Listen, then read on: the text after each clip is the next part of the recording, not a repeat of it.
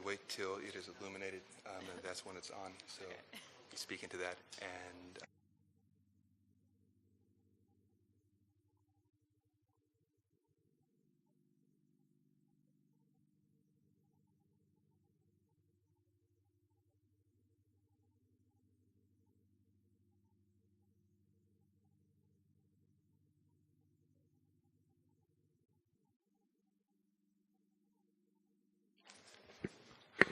hi, let's get started. My name is Justin Peters. I'm an editor at the Columbia Journalism Review in New York City, and I'm very happy to be back here in Perugia for another round of panels. This year, the sort of organizing topic of what we're going to be discussing is how to do good journalism when all the odds are against you. It's a question that I think a lot of people are asking themselves these days in sort of a world defined by shrinking budgets, overworked reporters, and a general sense that the public's attention is being divided by hundreds of thousands of content sources and trying to figure out, well, how to recapture the attention that was once the exclusive province of legacy news organizations. The specific topic for today's panel is we're going to be talking about how to do smarter, better content, how to produce it consistently, and we're also going to be talking about what that idea really means in the internet age. I got a great panel of speakers here to help discuss that very topic. So a couple days before I came here to Perugia, I was in Boston, Massachusetts, covering the bombings at the Boston Marathon there. It would be an understatement to say that it was a busy and hectic week, not just for the media covering the event, but for the people in Boston. It was a week of sort of general confusion with nobody knowing exactly what was going on or what was coming next, culminating in perhaps the most bizarre and frantic 24 hours of my life, characterized by police shootings, improvised grenades, a massive citywide armed manhunt, and a couple thousand journalists standing around the scene and a few 100,000 around the world watching in confusion, not necessarily knowing what was going on or what to say about it. To be clear, we had to say something. The entire world was watching this story as well they should have been. It was fascinating, it was unique, it was the epitome of breaking news. But the problem was that just because this story was sort of interesting and relevant, it didn't mean that there was any necessarily good information to report. In fact, the police and authorities in the Boston bombing were keeping what information they had very close. And as a result, the journalists writing about this story, both on the scene and dispersed across the world, well, as I said, they knew they had to say something, but what to say if you don't have anything necessarily interesting to say? Well, what happened was there was a lot of speculation, a lot of repeated rumor, a lot of just basic wrong information that was distributed. Now, there was some good work too. I'm not going to deny that, but I went back and looked at as much of the coverage as I could while preparing for this panel, and I'd say that for every one good story, there was probably 10, 20, 30 stories that added nothing to our sort of knowledge and understanding of the situation other than just sort of like hysteria and rumor. Now, like not every story is Boston, right? Like not every story that you're going to cover as a journalist is crazily suspenseful action thriller of a story like the Boston Marathon bombings. But I think it's an interesting example all the same, because even though every story isn't Boston, journalists increasingly are in that same mindset, I think, more and more, sort of the sense that we are under pressure to publish something, to say something, to capture the attention of the people who are spending all day and increasingly all night on computers, on mobile devices, looking for something they can read, they can share with their friends, they can talk about. And this pressure, I think, in a lot of ways is driving down the quality of the information and sort of stories that are being published. I think the effect is to normalize sloppy work and to lower the public's sort of collective expectations for news. If the situation is to improve, I know there was a very broad statement, which hopefully we'll, get into. But if the situation is to improve, I think it's going to be the responsibility of individual reporters and news organizations devising ways to do good work consistently on deadline. News organizations that choose to prioritize content that is thoughtful or original or clever over content that is tired or derivative or dull. Whether in a breaking news situation like Boston or just the everyday situations that journalists face every day of their working lives. And that's sort of a long introduction to a very simple topic. And here to get into this a little bit more are four really intelligent panelists. Well, to be seen, I guess. From my left, we have Adam Baker, the founder of Blottr, Doree Shafrir, the executive editor of Buzzfeed. We have Aron Pilhofer, editor of interactive news at the New York Times, and Francesco Piccinini, the editor of Fanpage.it. And Aron, I'm going to start this off with you, if I can. We've got three representatives from sort of new wave news organizations on the panel right now. And then there's you, the only sort of representative from the old guard. And the Times is sort of in an interesting position, both when it comes to stories like Boston and in general, in that its readers sort of expect it to both be the first word on a story and the last word on a story, to deliver the breaking news that they want in the moment and the general summation when they're looking to understand what had happened and why. And I was wondering if you could talk a little bit about how the Times has sort of approached these new challenges and how to sort of ensure what you guys see sort of as quality and what your readers are wanting, like across both sides. So interesting that I am on this panel. On the previous panel, I was representing the new guard, and now I'm representing the old guard. So whatever. Anyway, I'm actually not so sure that we are looked to as the place to go for the first word on an event. And more, I think we're approaching these events as if our role is not to be that source. Now, obviously, speed is important. I mean, you want to be first. But in an era when first is now measured in minutes, it's almost irrelevant. Scoops are, back in the day when you had a great story that your competitor didn't, you owned that entire news cycle. That was the next day before you could match that story in print. Now, that story is online on your competitor's website in 5 minutes. So I think the advantage to being first is smaller and smaller every single day.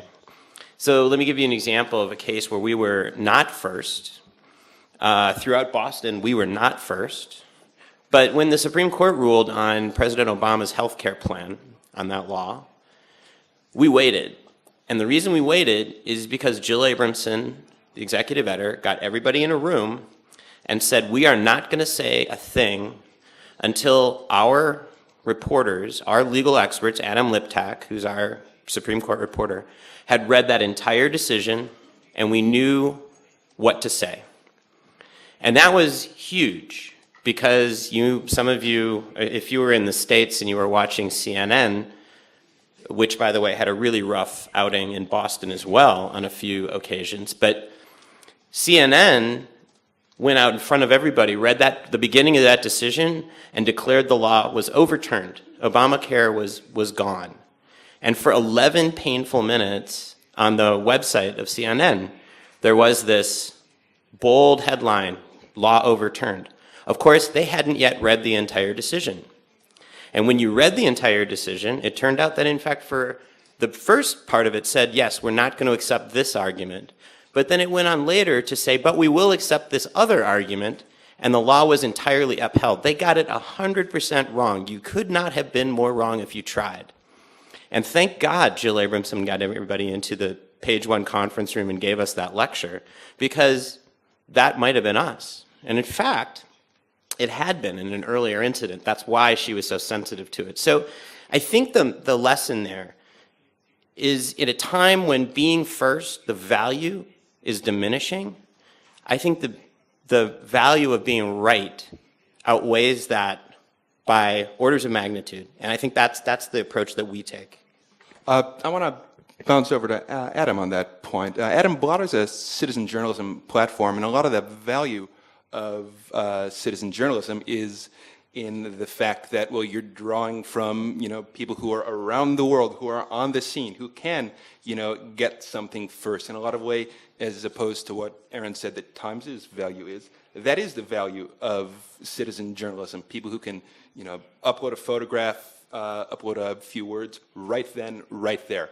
I was hoping you could talk a little bit about how to sort of your experiences in trying to find that sort of content, and also off of what Aron was saying, how to sort of ensure the sort of accuracy and such of what people are saying, of being both first and being generally, right on the money with the facts of what the citizens are reporting. Mm-hmm. Sure. So for those of you who aren't familiar with Blottr, we are a crowdsourced news service that enable eyewitnesses at the scene of an event to capture what they're witnessing and report it to us. We've been doing this for about 3 years, and breaking news was the way that we built our reputation. But being right and factually correct is absolutely why we're here today. And I think you're absolutely right in that being right is better than being first.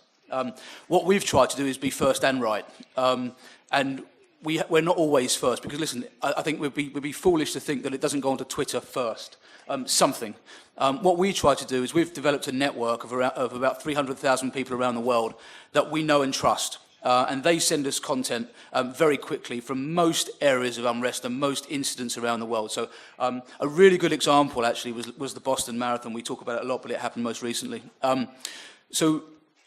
Obviously, we've spoken about CNN, who have got it horribly wrong, and I think have now decided not to go on the breaking news route anymore because of that. But we got an image very early of the 8-year-old boy that had been killed. And we saw very quickly that a number of news organisations had actually broadcast the fact that it was an 8-year-old girl that had been killed, and had broadcast an image of a girl who was alive and hadn't been killed. And we knew very quickly that wasn't accurate. And so we put out to our clients that, in fact, whilst an 8-year-old had been killed, it was actually a boy. Don't use the story on the girl. And so what we're able to do, and what we've worked fastidiously hard to do, is to make sure that, A, we've got a network that we trust and are verified. And to my knowledge, we're the only news company in the world that have built verification technology that enables us in almost real time to authenticate content and the contributors that we get. And that's helped us be very quick to news, but also to be correct. We're not the BBC or the New York Times. We can't afford to get it wrong. If we get it wrong once, all of the good work we've done over the last few years is going to come back and haunt us. It's irrelevant. We have to make sure that we're always right. But our challenge is clearly to make sure that we're early with the news as well. Doree, I know you're not on the breaking news side of Buzzfeed so much, but all the same, I was hoping you could maybe talk a little bit in general about how Buzzfeed sort of considers and addresses the stuff that Adam and Aron were just talking about, because Buzzfeed is known for being super fast, very much on top of sort of news that breaks. But an unavoidable consequence of trying to be first is every now and then you are going to get something wrong. I know that one of Buzzfeed's sort of reporters in the chaos of Friday night was one of the people who was tweeting that a guy named Sunil Tripathi was one of the suspects in the Boston Marathon bombing, who actually, it wasn't him at all. A lot of people did that, but I guess I'm wondering, when you're in a situation like that, what do you do? Like, how do you avoid that? And when it happens, how do you make it so that, listen, this is still okay, we're still getting people to come back and sort of trust us and what we're saying and reporting?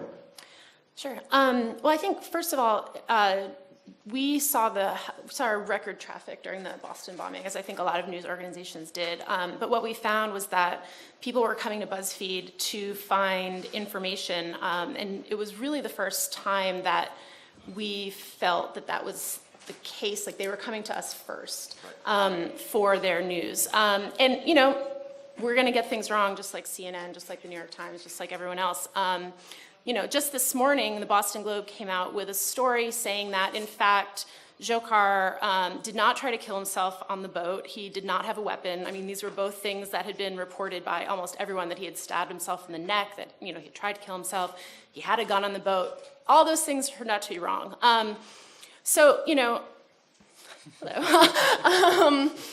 I think what we're seeing now is, Aron, you kind of alluded to this, that in the past, when it was just print, reporters would gather their information, have all day, kind of vet everything, and then come out with a story the next morning.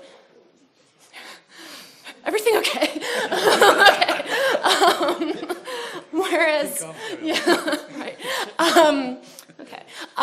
Whereas now what we're really seeing is every little bit of the reporting that would go into a story that would come out the next morning is happening in real time and getting disseminated all over the internet. So we're seeing reporting in real time. And in my opinion, this is actually really exciting development, that we're kind of being able to pull back the curtain a little bit and see how reporters do their jobs, and kind of see how information gets vetted and how information gets disseminated and how things kind of then come together in another story.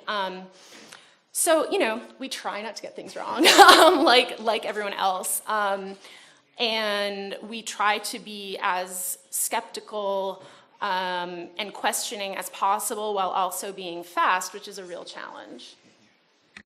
That's a really interesting point about pulling back the curtain on news, because when it's being reported in real time, you can't hide behind some iron wall of the process. And I do want to get back to that. But Francesco, Doree was saying that it was a record week for news organizations in the Boston bombing, and I know that's true for a lot of places, because so many people were searching what is going on here. A lot of the search traffic. Now, not every story is Boston. That was the hot story last week. But, the idea of serving up content that people are searching for, is something that we're all dealing with. Now, I know it's been written that a lot of Fanpage's content is SEO oriented. And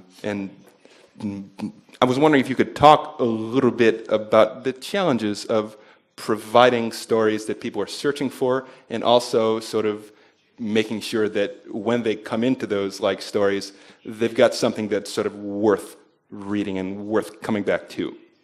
Yes, the point is, first of all, we started from mass production of news at just the beginning as Fanpage, as newspaper, and now we are aiming toward a different idea of making this of journalism. Actually, we are choosing with more attention what we give to our audience. We're trying to say and to verify what's going on. I'll just give you an example. On Sunday in Italy, two young guys, they just suicided themselves They were about 30 years old. Everyone wrote that was for a crisis, for the crisis. Then we thought about the fact that they were like 30 years old guy living together, coming from a small town near Milan, and the problem was probably the fact that those two guys weren't accepted by their family in a way, like their lifestyle. So they actually decided to suicide themselves. The point is, why I'm telling you that, because the point is now giving a different point of view about the stories, not giving exactly the same thing that the AP, FP is going to give to you, then write it better, write it in a SEO way, or just write it so it can be viral on the social network. The point now is that you should know that you don't own any longer the content. Like, no one owns that. You don't own anything. And that's why everyone wants to be faster, because you're scared that you don't own it. So you have to be fast, you have to go first. But actually, that's not exactly the way, because it's not strategical in a way, because that can be copied. Anyone can copy that. So if you want to do something different, you have to start to think about doing something different that cannot be copied. That's my point of view now. So I'm going to stay with you a little bit. Can you talk a little bit more on that point? What have you guys found, and what are you sort of discovering that these are the sorts of stories we can do that cannot be copied, that are sort of the competitive advantage of Fanpage? Example, just other than this basic example of these two guys, actually we could have, we can afford having one person for 2 weeks, one reporter for 2 weeks on the story. Try to discover what others didn't say.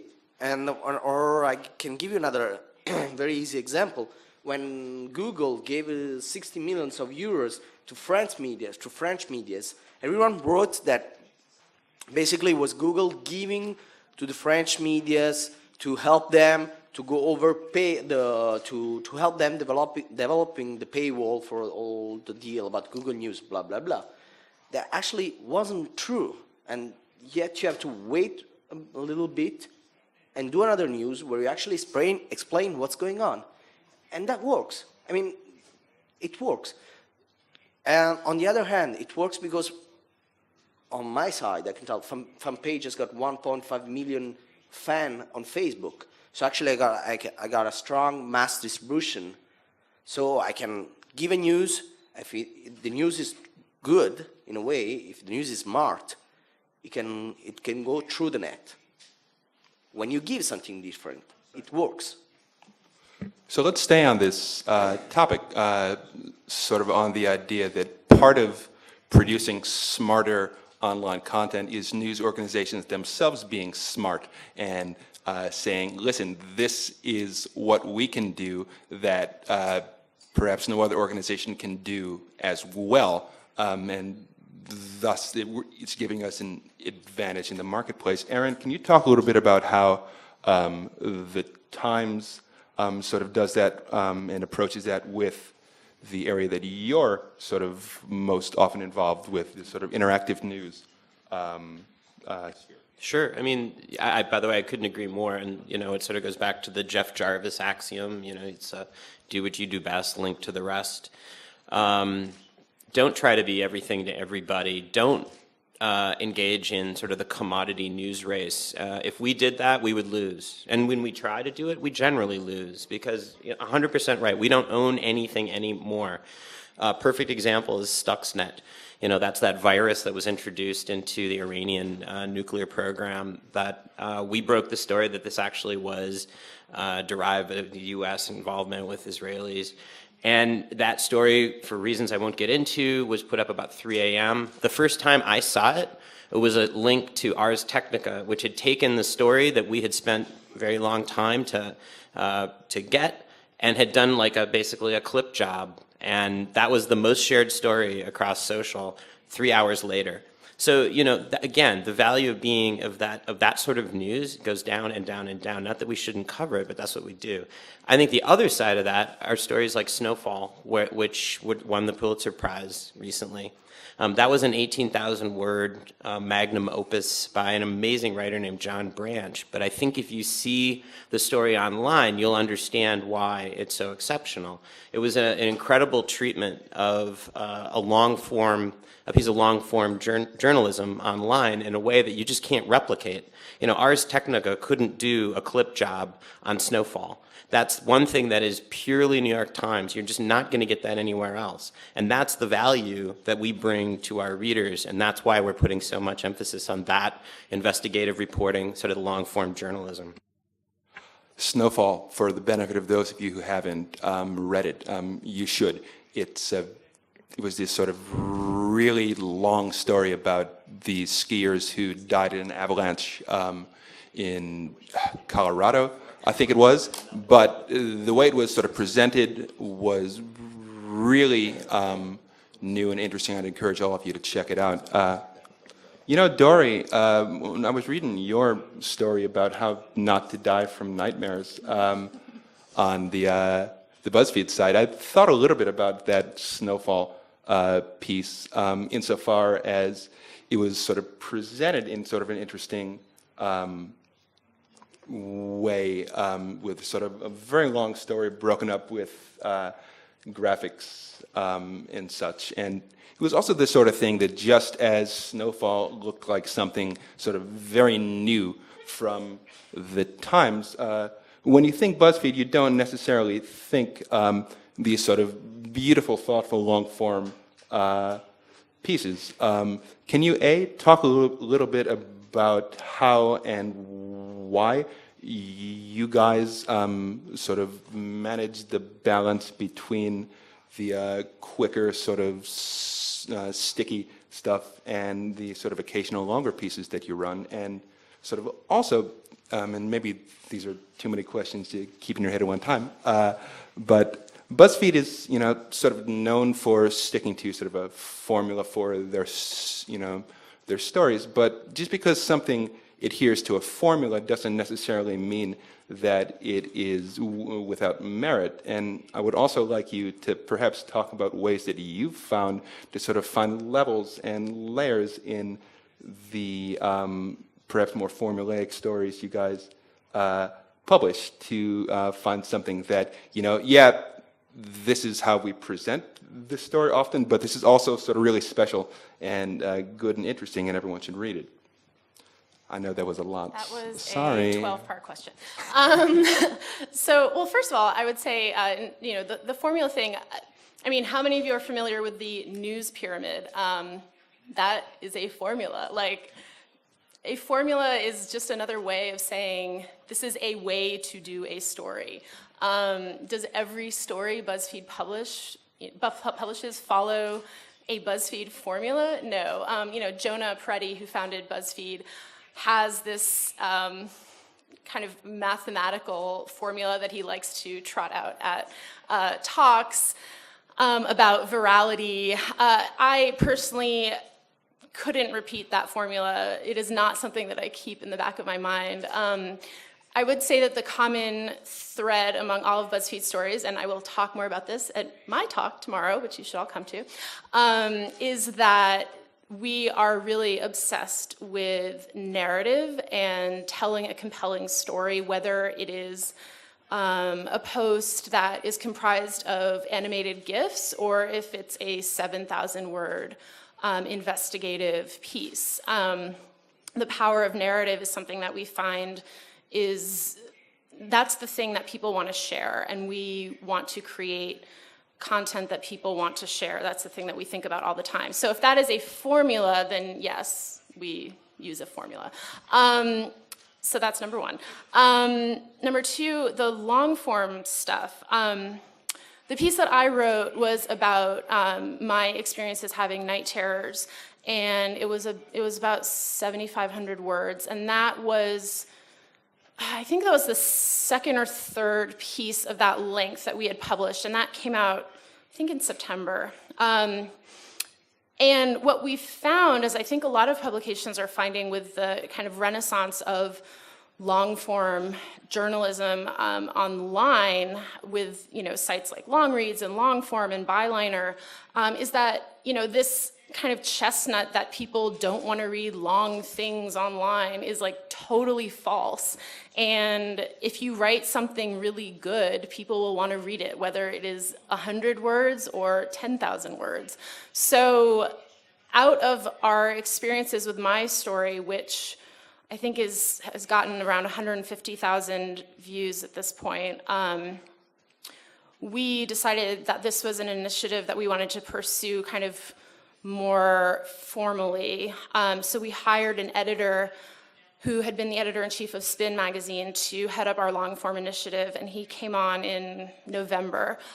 So now we publish one long-form story a week, and internally we kind of refer to this as Buzzfeed magazine, and it's just kind of our weekly long-form story, and we've run everything from a piece about a 10-year-old kid in California who killed his neo-Nazi father, to celebrity profiles, to a piece about Juarez. It really kind of runs the gamut. But I think the common thread among everything is that everything is really, we find it really high quality. So, Adam, I want to jump over to you on this sort of thread of sort of how important it is to sort of tell a compelling story. How do you at Blottr sort of define sort of a compelling story, and how do you work to ensure that this stuff is sort of compelling more often than not?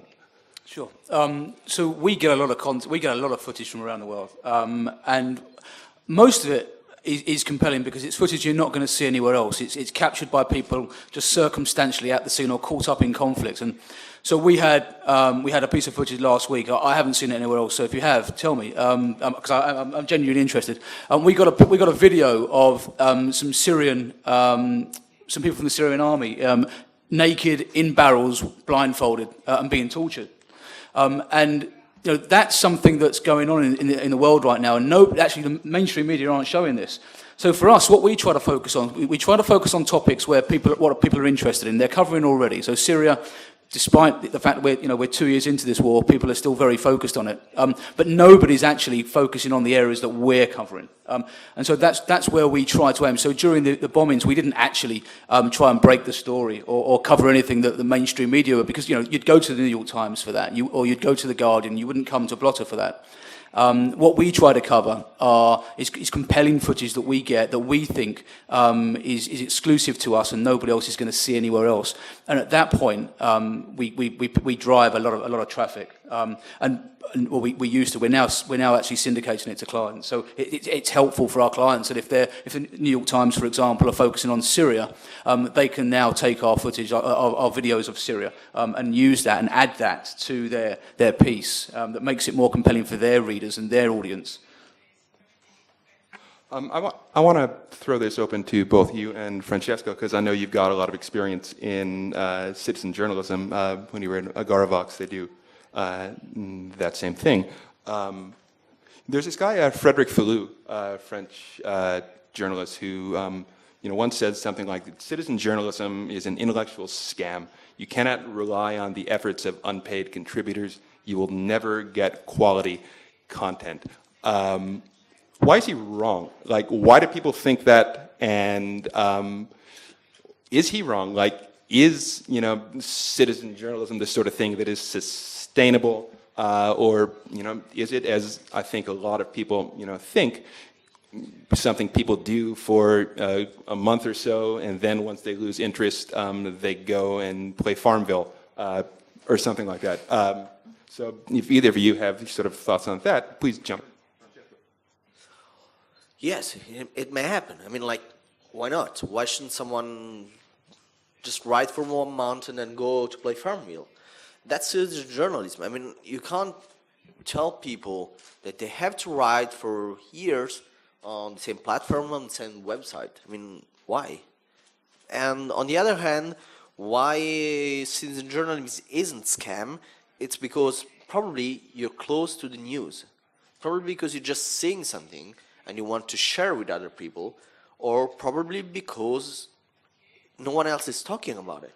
I mean, I can tell you many examples from like very basic, such as the photos of a mug in southern Italy to a long trial of one of the main Italian politicians that was Agravox, the first one of Agravox was the first one to follow that. Just because there was a 17 years old guy that decided that there were no medias in Italy talking about it. We're talking about the founder of the main Italian party, not someone not like a stupid politician.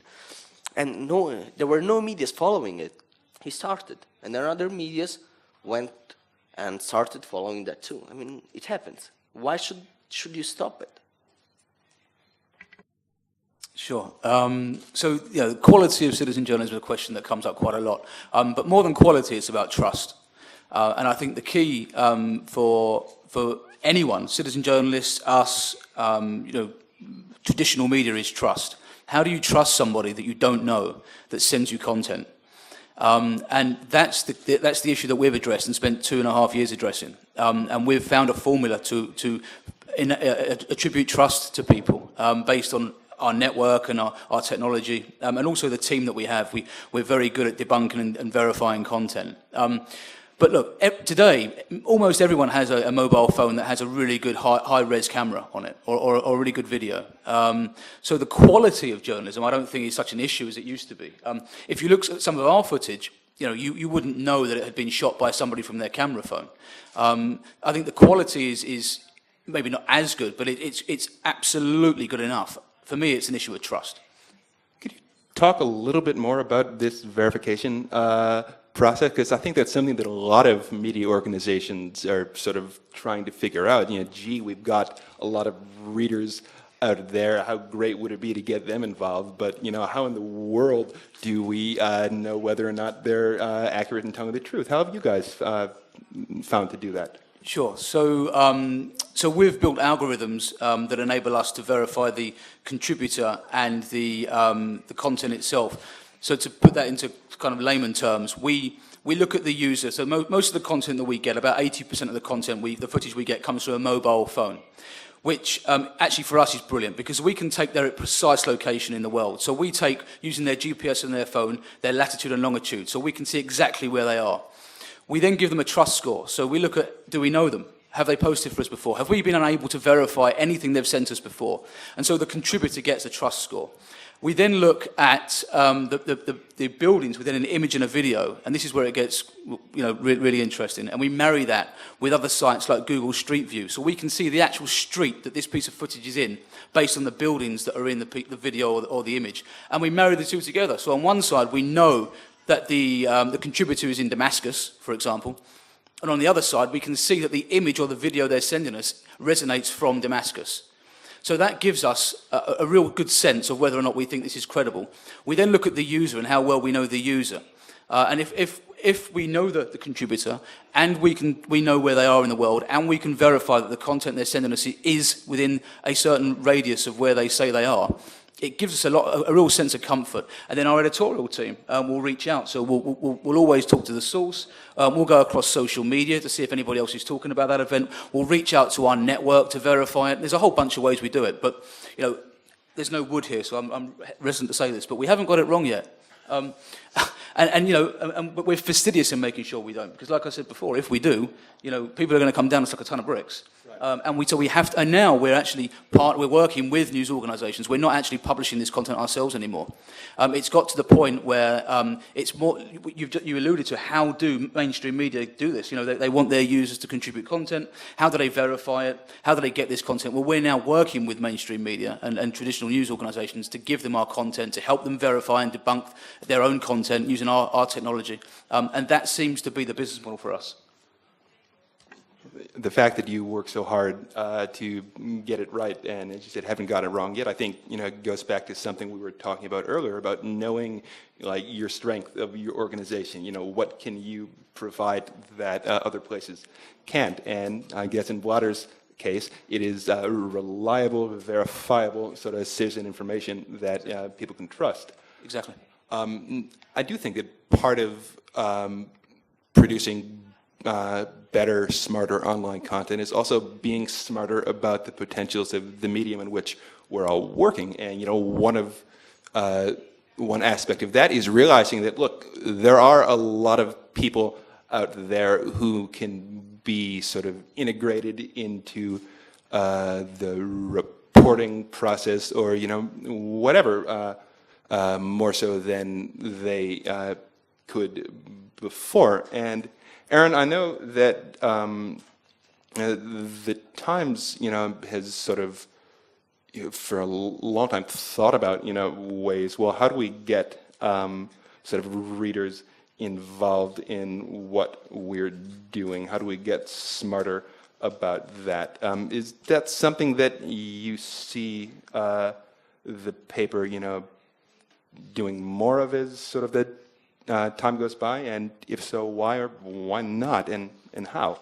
No, we absolutely do. And, we've done any number of projects that involve, some verification. We have an ongoing project called Watching Syria, where we're taking video that's making its way around social, and we're going through efforts to verify it. And just recently, we did a call out during the tensions on the Korean Peninsula for sources who are on the ground. We did it in both English and Korean on our site. We put up a page for that. And we also used our social channels in both Korean and English. And in 24 hours, we had over 700 people respond to that. I think, to my mind, this is an enormous opportunity for news organizations, in particular ones that are like mine, where we're fortunate enough to have the tools and the people to build these kinds of platforms, because the opportunity now to do this at scale is enormous. And I think it's, if anything, this to me is the single most exciting possibility for traditional news organizations. I want to jump up. Do you want to jump in? Just making sure. I want to go back to something that Doree was saying a little bit earlier about the importance of sort of producing sort of content that people want to share. I think you can, look at that, statement in a lot of ways. But I think most of those ways come back to being aware of what the people who are, coming to your site want to read, the stuff that resonates with them.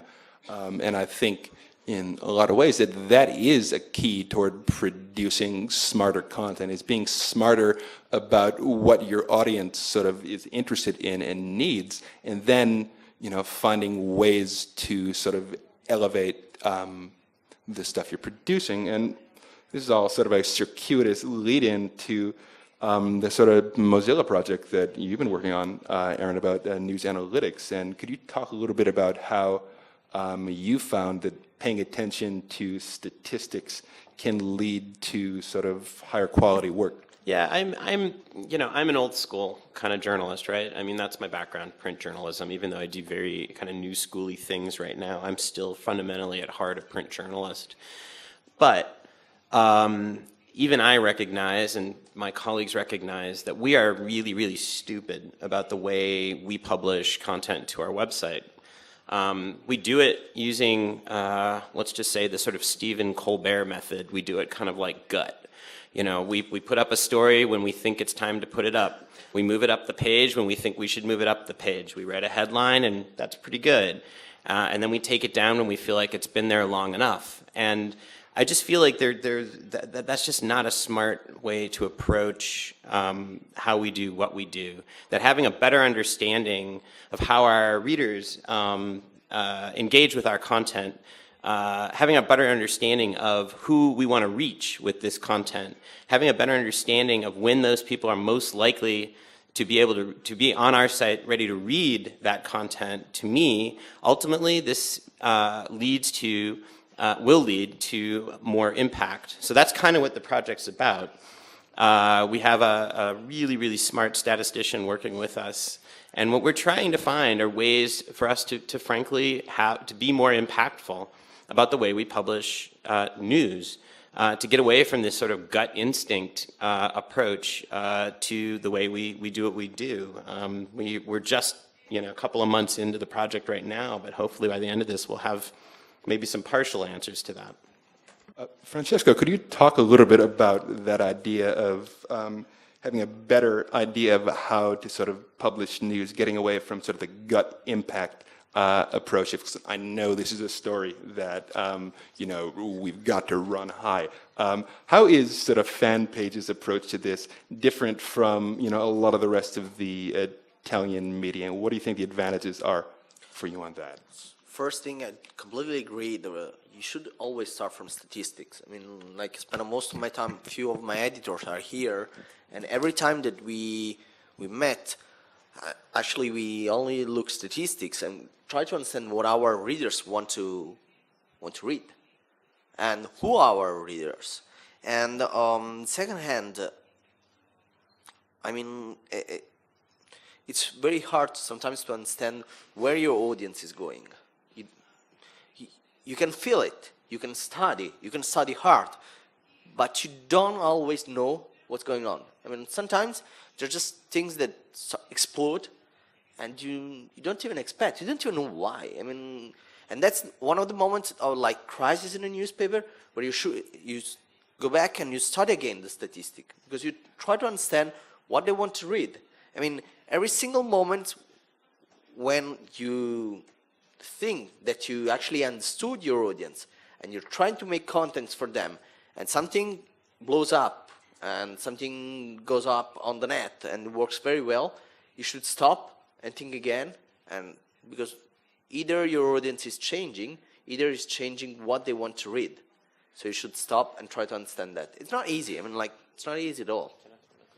Yeah. Aaron, go ahead. So one of the case studies is Snowfall. We launched Snowfall initially on Twitter. We didn't link to it on the website. We didn't put it up for a couple of hours, but we released it on Twitter. And it took off. It blew up for, 6-7 hours, maybe 250,000 or so uniques. I mean, it was monster traffic. Everybody thought we were geniuses for doing that. That was a complete mistake. We did not intend to do that at all. It was the sports editor decided to just tweet out a link to a little server we had it sitting on. But this is kind of the point. If we step back and we say to ourselves, wait a minute, this is a story that would appeal to a particular segment of our audience, that certainly would include people who are very active on social channels, and we want to get this story to them the most impactful way we can, the most effective way we can. Next time, I would love to approach that and actually deliberately do that instead of just by accident. But that's example number 1A in my book as to why we need to start doing this. Actually, I got for an example that's very close to it. I wrote an article a bunch of weeks ago. Sometimes you just write an article and you don't expect anything. Actually, that article blows up. I think it's up to 100,000 shares, and for Italy, it's a lot, 100,000 shares. And I don't know how it happened. I mean, I really would like to reply that. I would like to make another article that works so much, but I don't know. Doree and Adam, could you guys jump in and talk about instances where something has blown up completely unexpectedly, and sort of what you do at that point, and sort of what you learn from that process?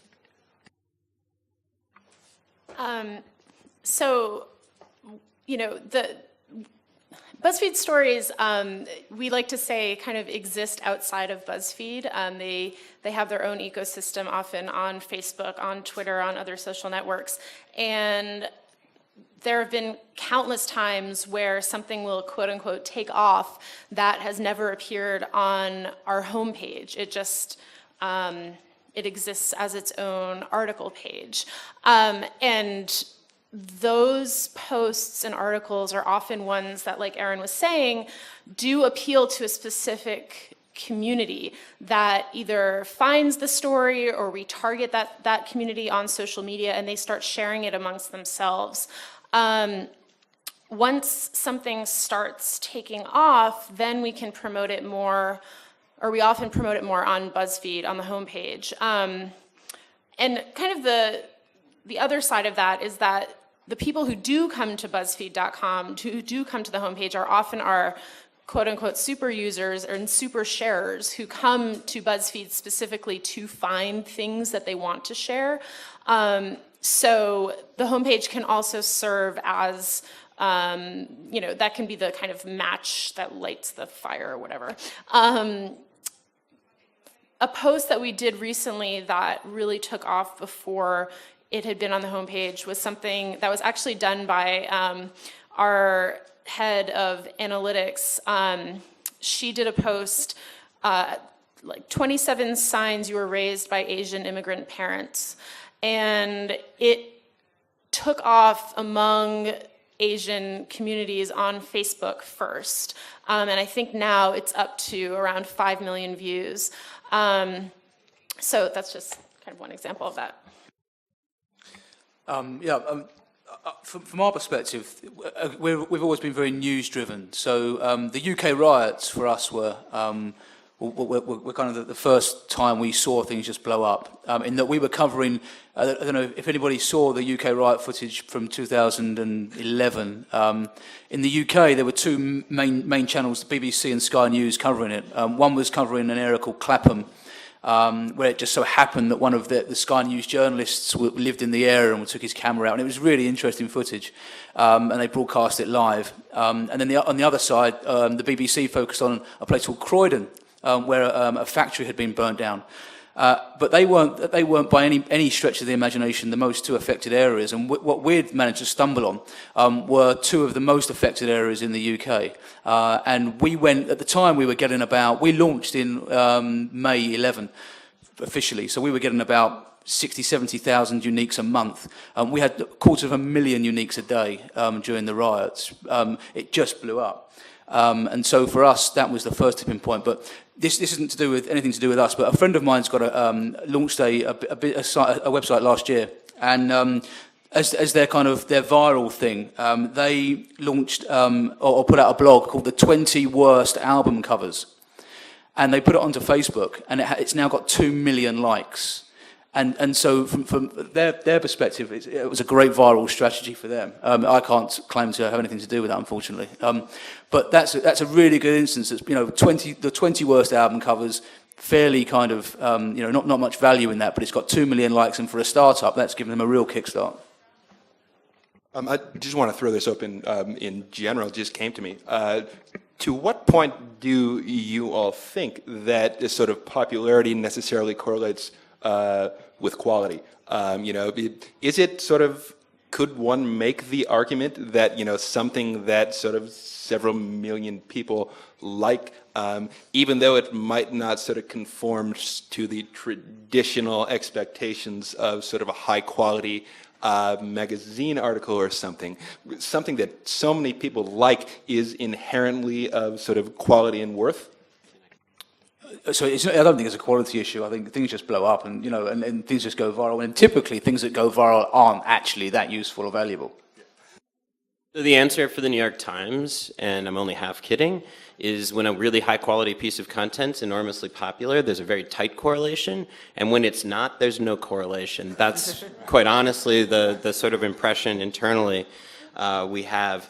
I am surprised often of how often, the most wonky content, the biggest investigative pieces, the things that you're sort of like shocked do well on social. Things like, big long form investigative things do incredibly well. It's not just the feature pieces like Snowfall.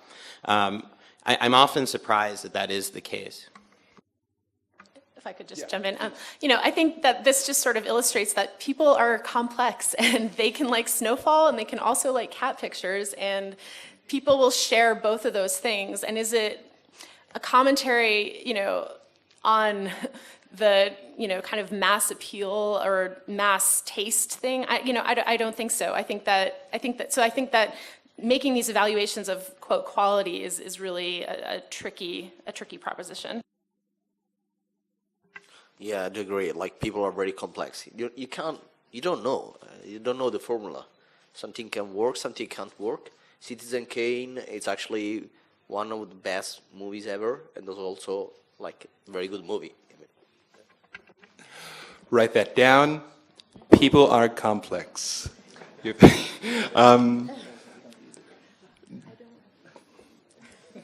Doree, we were talking about, and I'm going to throw this open to questions in a little bit, just a couple more things I want to discuss.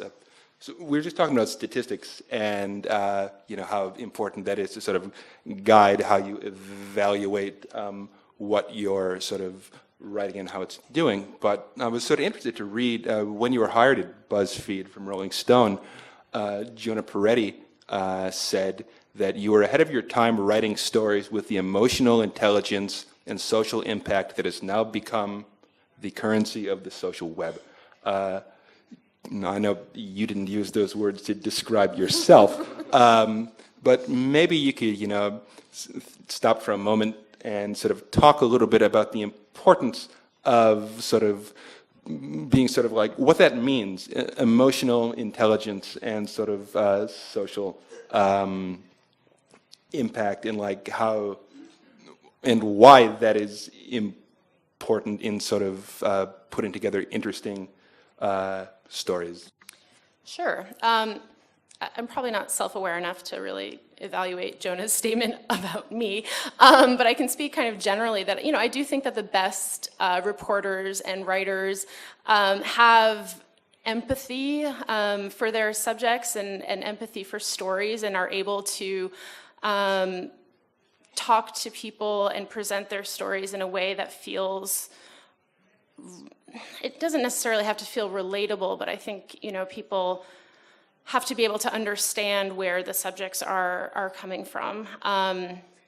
So maybe that's what he meant by emotional intelligence. And I think that that's a quality that all the best journalists have. Before I open this up to questions, something that Aron said a little bit more really sort of struck me. The idea that you need to get beyond the gut instinct that, hold the presses, this is a story. Everyone who has, worked as a journalist knows that feeling, that like we know that this is important and we want to run with it. And if you ask, people to what is a traditional definition of a story like that, a sort of a high quality piece of work, well, it's something that's long, it's something that is, really sort of well reported and deep, it's something that you want to submit to the Pulitzer committee. I think that definition is still relevant, and, the stuff being produced under that rubric is, great stuff, love to read it. But I was wondering if we could just go down the line here and if you were to come up with a new sort of definition, just wipe it clean for what it means to sort of produce a piece of work that is sort of quality material, high quality stuff. How would you define that? Considering the possibilities of the digital age, if you were asked to say it in a couple lines, what does that mean to you? Let's start with Adam. Yeah, for us, it's about exposing footage that would otherwise go unreported, and to let people in the world know what is really going on. That's our mission. That's the type of content we want. When we see content like that, that we don't think people will see anywhere else, and that we think will be transparent and educate people to actually what's really happening, that's when we publish it. Well, I would actually argue that instincts now are more important than ever. I mean, I think that to really try to understand what motivates people and what fascinates people, those are the things that we really need instincts for now. And at BuzzFeed, I know that instincts are really important. Statistics can only take you so far. But I would say that in terms of a quality story these days, I mean, I think it's a great narrative. And like I said before, that, that can mean a whole lot of different things. But I think that the narrative is what's really important. Yeah, I agree. I certainly am not proposing that we should become a data-driven homepage that, you know, the most liked list should become the substitute for the instinct and judgment, editorial judgment of the New York Times editors. But I think the people turn to us to be informed, clearly. I think you know, when we're at our best, you know, we're producing journalism that is changing the way people think, changing behaviors, changing laws, occasionally saving lives, I hope. You know, that's why people turn to us, and that's kind of what we're there to do. I mean, when I think about a story, I think it's always like something that's a fiction, no fiction novel, and then we try to take off the fiction part, and that's the way we try to tell people. We've talked about a lot of things up here. Now it's time to see which of them you were interested in. So let's throw this open to questions. I suspect you may have some. If not, well, I'll be embarrassed. If you do, I know there's a guy right in the middle there with a microphone. Just raise your hand. He'll be around.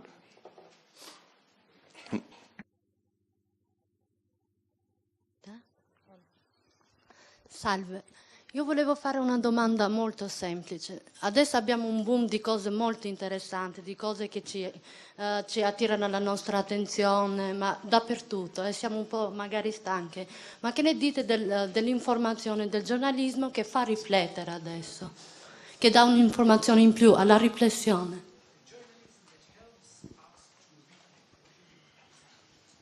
The question is, what do you think of journalism that leads us to think and reflect in an environment where we are being bombarded with all sorts of things every day, everywhere? Adam? Personally, I think that's the most important form of journalism. You know, it's got to make people think. If it doesn't make people think, then people won't read it, in my opinion.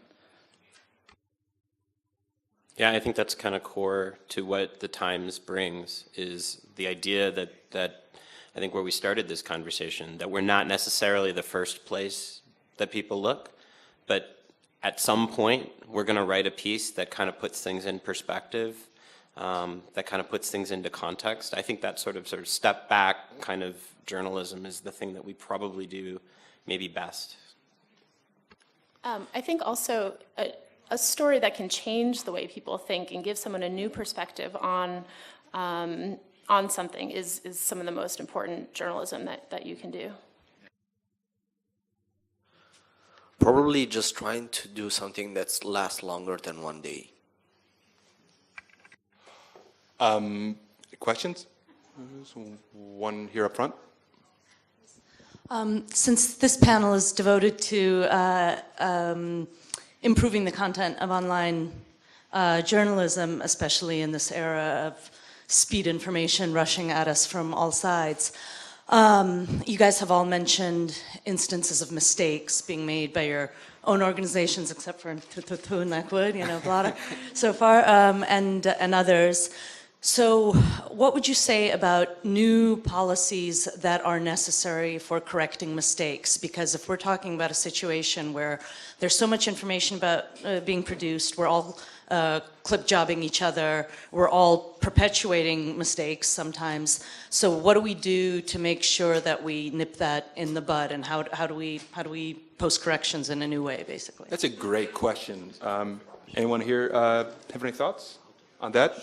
Aron, take it away. I mean, so a good friend of mine developed actually two good friends of mine developed a website in the U.S. Called PolitiFact. And PolitiFact is a fact-checking website that kind of redefined in a web era. There's been fact-checking going on in politics for years and years and years, cycle after cycle. PolitiFact totally threw that old model out and reinvented it for the web, for a digital era.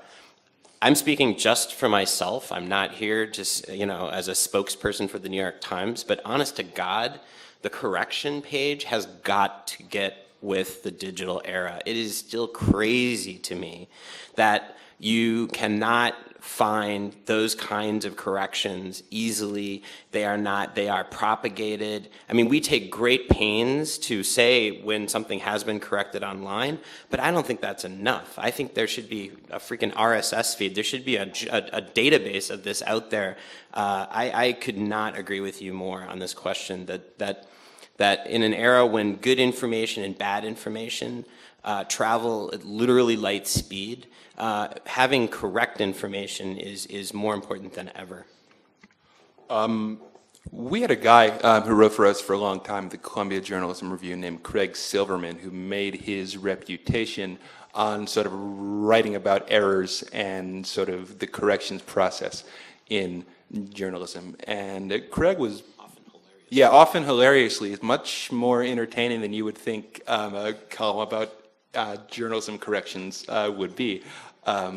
Craig had a big, one of his big points was just the need for sort of utter transparency about your corrections process. There's no one standard way to correct an error, and I think that's a huge problem. I'm not sure how it is fixed on sort of a macro level, but in terms of individual news organizations, I think it's incredibly important to have sort of a very consistent way to correct your errors, to do it visibly, not just disappearing the incorrect content and pretending like it never existed, but making it clear what was wrong, you know, when it was fixed, how it was fixed, and then logging those corrections on some sort of standalone corrections page that someone can sort of easily find and browse to see how many things an organization is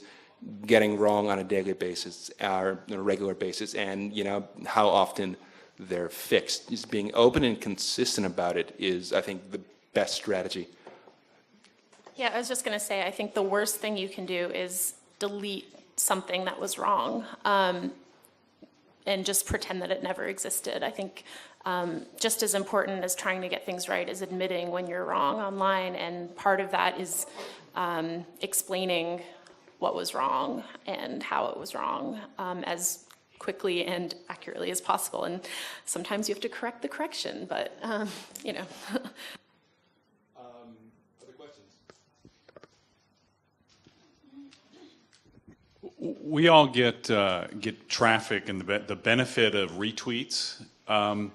Do we have a responsibility when somebody's retweeting something that was wrong to then not just correct, but you know, reach out to the people who've retweeted, which in your case, Aaron, could be thousands, but it also might be something you could automate, and let them know, hey, thanks for the RT, but please note the correction or something like that?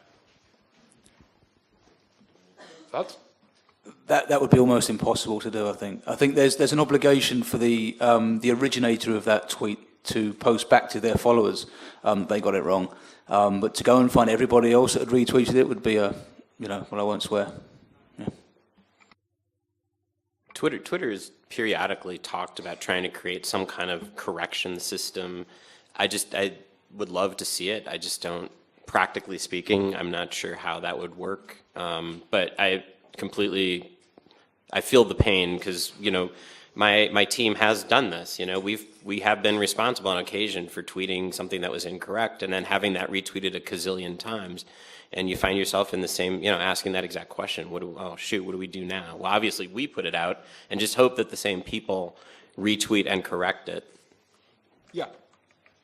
It's kind of funny that, like, you from the Anglo-Saxon point of view, you have this problem about fact-checking that in Italy doesn't exist. Like, no, it's true. I mean, like, I've been working with Willem Langewisch 1 year ago, and it was the first time for me that a newspaper called me and asked me everything to check if everything was okay, and if we had all the trial documents and blah, blah, blah.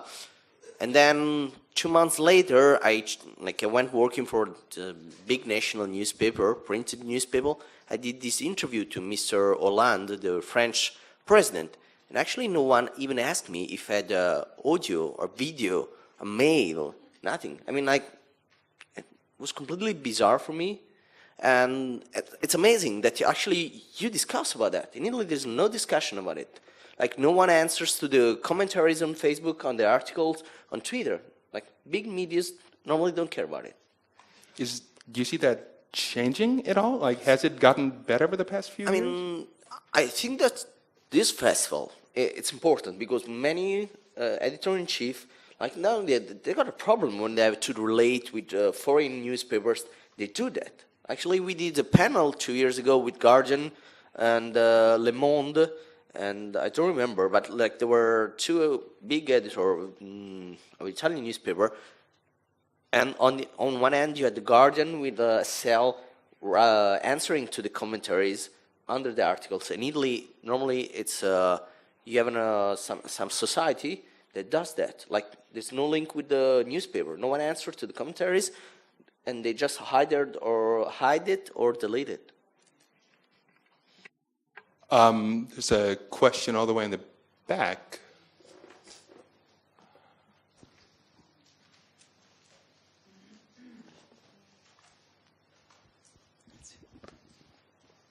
Buonasera a tutti.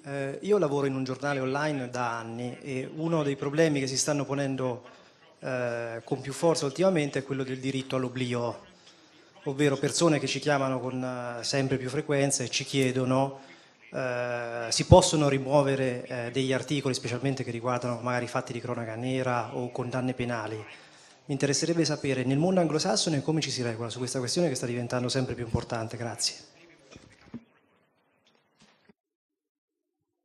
That is a great question. Yeah, I'm sorry. The question was about the right to oblivion, the sort of sense that people contacting online news organizations or other news organizations and saying, please remove this article that has to do with me. I don't want it to exist online. How do people in the Anglo-Saxon world deal with this right to oblivion?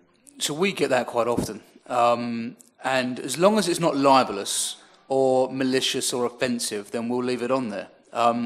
We've had a number of legal documents ask us to remove content. The only time we've ever removed something is when the Metropolitan Police in the UK contacted us because we had footage and a report of somebody being attacked in the street, and it was a case pending going on, and they wanted to know who our source was, because whoever the source was must have been at it was like we had it 5 or 6 minutes after the actual assault took place. And so they wanted to know who our source was because they were either involved or a witness, and we wouldn't give them the source because clearly that would be we just wouldn't do that. But we did remove the footage. So unless but legally we're asked to remove it, or it's not libelous or malicious, then we'll keep it there. Anyone else? Yeah, I mean, that's generally the policy pretty much everywhere that I know of. And I've seen some interesting applications, not by us. The St. Petersburg Times, a paper in South Florida, developed a site a while back called Mugshots. And what they would do is every day the police department would, there was a certain amount of arrests, and with every arrest you'd get the information about who was arrested, and you'd get a photo. And they developed an entire website around this, and it was very controversial at the time. But the paper went to great lengths to make sure that nothing on that site gets crawled by Google, for example. They excluded web crawlers, so that information is effectively invisible once it's published. We can debate the merits of the site, we can debate the ethics of the site, but they did make some effort to make sure that information was not, going to follow you forever, which I think everybody would agree is kind of unfair. Francesco, have you had this, has this issue come up for you with Fanpage or Agar? Actually, about fact-checking always. Yeah, I mean, we tried that, and it's amazing that sometimes it's not just me that does that, but also my editors. So once there was this zombie debate into the German parliament, and they said, "Oh, cool, this news is kind of cool," and one of the guys stopped me, and he goes like, "Yeah, just let's try to understand what happened." And actually, it was a way to make the debate longer, to stop a law, something like that. So actually, fact-checking even on stupid things like minimum things, it can be useful, and also it can make can give to the news a different point of view that works much more. Just quickly again on this point, I'm curious, Adam, what happens, or has this ever happened, when sort of a citizen, journalist contacts you and says, hey, this thing that I, uploaded or wrote, really wish you would take it down, don't want this to be out there anymore. How do you deal with that, or how would you deal with that? Yeah, well, we've had that before as well. So we try and work out the motives for them not wanting to put it on there. So often it's that actually I think they can sell it, and at that point so just to kind of put a backstory here. So we incentivize our contributors. They have to sign a document to say that they're giving us the content exclusively, because we don't want it to go onto the social web. So if we're giving it to our clients and they're using it, we don't want that to appear on YouTube or Twitter, for example. And we then pay our contributors based on how often and how many times a piece of footage they give us is used. So there's a two-way incentive there for us to have something signed and for them to want to do it. So if they come back to us and realise actually, they're probably going to make a few $100 from us, and they could have sold it to the New York Times for £10,000, that's just tough luck. But ultimately, we hope that over the course of of an event, we make enough money for them, they'll be satisfied to do it again. If they decide that they just don't want it on there anymore, so for example, one guy very recently emailed us to say, I'd like all my posts to be removed. And so we looked into it, and he'd made about 70 odd posts, and we didn't really understand why. So we asked him why, and he said, because I don't think it's doing my career and the justice it deserves. I did these a year ago while I was at university, and now I'm actually looking for a job. I don't want these on the public web. And so we said, okay, fine, we're happy to remove them, but are you aware they've had nearly 150,000 views between them? And he said, oh, I didn't realise that. We'll keep them there then. And so we're subjective. We try not to remove content, obviously, because for us it's an SEO farm as well, so it's great ways of getting traffic. So we try not to. We will if we absolutely have to. Yeah. Other questions? While we're waiting for people to come up with something, Doree, I want to, I was curious. BuzzFeed uses a lot of images. How hard do you guys work to sort of find the people who took those pictures and say, hey, is it okay if we use these, put them up, and sort of what happens if someone who may have given you permission to use something at one point wants to rescind that later on? Is that something you've had to deal with? Not really. I mean, we have subscriptions to a number of photo services, AP, Reuters, Getty, a number of paparazzi agencies, because we're doing a lot of celebrity stuff now. So that takes care of the vast majority of the photos that we use. Other stuff, like Flickr, we'll use Flickr stuff if the person who took it has licensed it for outside use. Otherwise, we'll contact the photographer and ask them for permission. I don't know that anyone who's given us permission has then later tried to rescind it. I don't think that's happened. We've got about 9 or 10 more minutes left. If anyone's got any more questions for the panel, feel free to raise your hand. If not, Doree, I'm sort of curious. Adam, you're a serial sort of entrepreneur. You've been in sort of the tech space for a long time. Francesco, you worked for a couple of startups. Sort of Aron, you've been at the Times for 8 years. You've worked at a bunch of places, from Gawker to the Observer to Rolling Stone, and now at BuzzFeed, sort of going back and forth from old to new, sort of and back again. I'm wondering if you could talk a little bit about how you've seen sort of the strategies that these organizations use in terms of capturing attention and what they're seeing as sort of this is a quality piece that we can really get behind change over the years that you've been going back and forth from these various spaces? Well, I worked for Rolling Stone's website, so I was also working online there.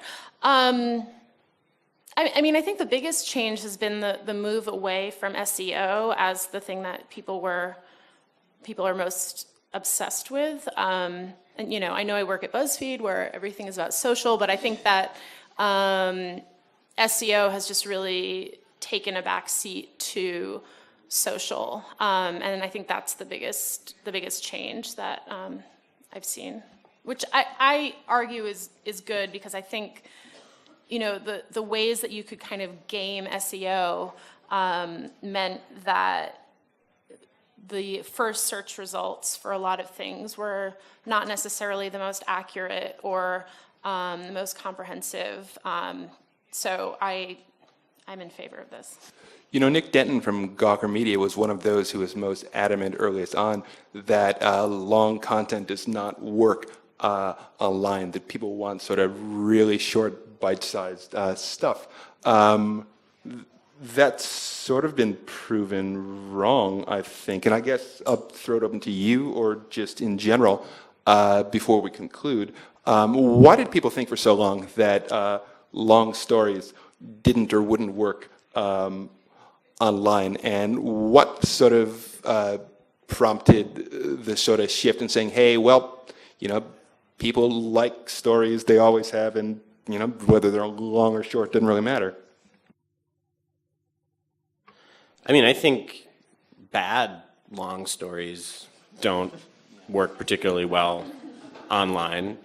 I think, and another problem I think that we've tried to address is a design problem.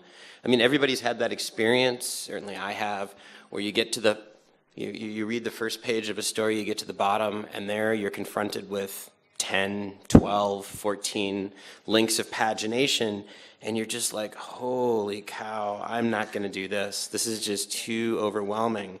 Yet, I read David Barstow's Walmart, the first piece of the Walmart investigation that he did last year, which about bribery in Mexico, which is a tremendous piece of journalism, a very long read, on my phone, and didn't even notice that I had just plowed through 2,500 words on this ridiculous little device. I do think that he's generally right that most sort of, commodity news doesn't work particularly well at length online, but if it's a really good read and it's extremely important or well done, or just quirky, surprising, and it comes at you from a different angle you didn't expect, that's going to work in any form. Nick has also kind of backtracked on that. Fair enough. We're out of time. Before we go, I want to really thank my panel here. From my right, Francesco Piccinini, editor of Fanpage. Where are you speaking next? People want to come and see you. Actually, this year, this is my only panel for the first time. So I'm going to be on holidays for next 2 days for the first time. So you got him. You should feel very proud. This is all the Piccinini you're going to get this week. Aron Pilhofer, I know you're all over this conference. Where can they see you next if they want to see you? I believe tomorrow morning. I better look at the schedule very quickly. Tomorrow, I think I'll be talking about data journalism. I think. We'll find out. We will find out. Doree Shafrir, executive editor of Buzzfeed, you're giving a long speech tomorrow, right? Yes, I'm giving a talk at 2 p.m. Tomorrow on the rise of social storytelling. Should we go to last but certainly not least, Adam Baker, founder of Blottr. Where are you next speaking? I am speaking tomorrow at 3 o'clock on citizen journalism. I'm Justin Peters from the Columbia Journalism Review. Please join me tomorrow at 10 in the morning, where another expert panel and I discuss the economics of online content, how to get beyond advertising and devise new revenue models. I'm not quite sure where we are speaking. I know it's not here. Please consult your booklets. Yeah, hope to see you. Thanks a lot for coming. Bye.